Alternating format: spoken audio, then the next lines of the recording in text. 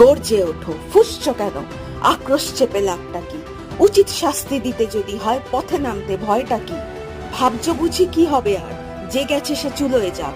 ভাবো যদি নিজের কথা, পারবে তো বলতে না থাক।